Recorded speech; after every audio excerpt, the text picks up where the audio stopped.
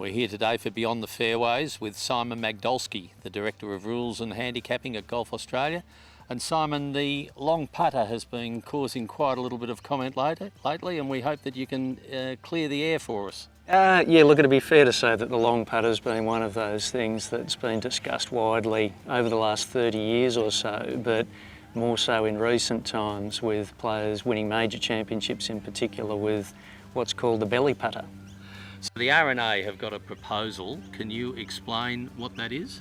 Yeah, look, the RNA's been taking account of feedback over many years and looking at various developments in the game, and it's worked exhaustively on this, and it's at the stage where it's put forward a very solid proposal, but it's asking for feedback on that proposal before it locks everything down. The nuts and bolts of the proposal is that they're not looking at any sort of change to regulations re length of club. So the long putter, there's no question at this stage that it would be banned. It's more the way the club will be used. So it's not a length of club issue, it's a method of stroke issue. And what's being proposed is that players won't be able to actually anchor the club to their body when they're making a stroke.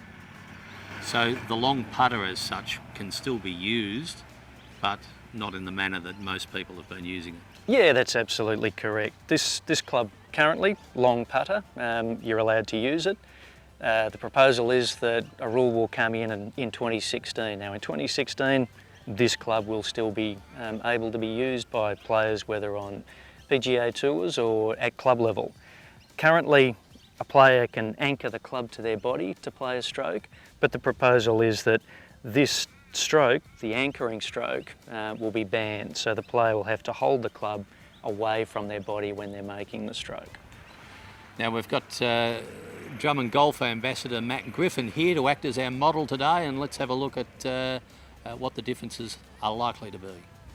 So what Matt will do with this first putt is have the club actually jammed into his stomach, so it's anchored into his stomach. And the RNA proposal that would come in 2016 will ban that type of stroke. Now, the second type of stroke we'll see from Matt is using the exact same club, but he doesn't have it anchored against his body. And this type of stroke, exactly the same club, but this type of stroke won't be banned under the proposed rule. So the club that Matt's using is a slightly longer club than the belly putter this time. Again, he's got it anchored against his chest. The RNA proposal, which would come in 2016, would ban this type of stroke. Now the second type of stroke we'll see Matt employ, again exactly the same club, so we're not concerned about the length of the club, it's the anchoring that we're concerned about. There's no anchoring here, and that type of stroke, that will still be fine should the proposal come forward into 2016. So Matt, why do you think so many golfers have started using the belly putter in recent years?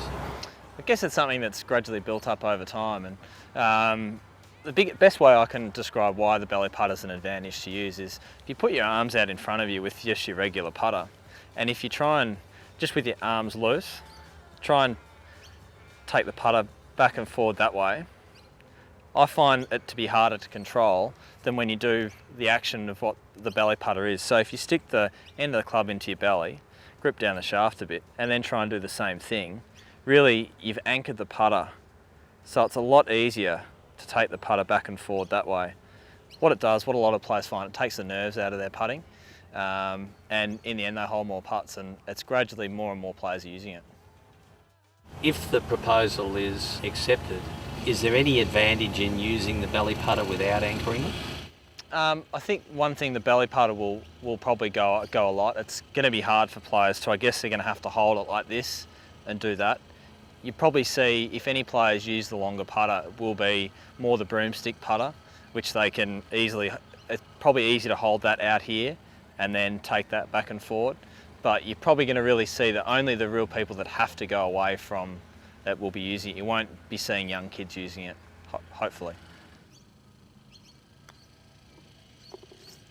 And for me, I'm quite happy sticking with my trusty old Scotty Cameron, just the regular length. So Simon, just closing off on that, why now? Why has the RNA decided to move on the long putter now?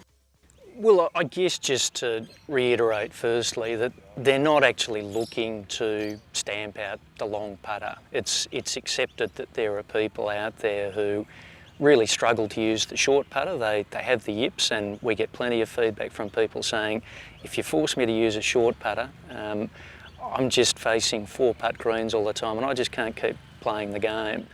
So these players will still be able to use a long putter, they just won't be able to anchor it to their body. But why has this become such an urgent issue for the RNA and the USGA all of a sudden? The key is, I guess, this new belly stroke that so many players are starting to employ. And it's not just that you get a lot of the PGA Tour players who are employing this stroke, you've also got coaches who are starting to see it as a more technically pure stroke, and they're starting to teach it to kids. And the feel is that if this isn't addressed now, if it's left another 3 or 4 years, you'll start to get a whole generation of people who'll come through using what's perceived to be a first resort stroke, a more technically pure stroke. And if a whole generation are picking it up in 3 or 4 years' time, it'll be really too late to do anything about it. So the RNA has said we either go on this now, or we are going to find it very difficult to address in the future. So it really is an urgent first priority issue.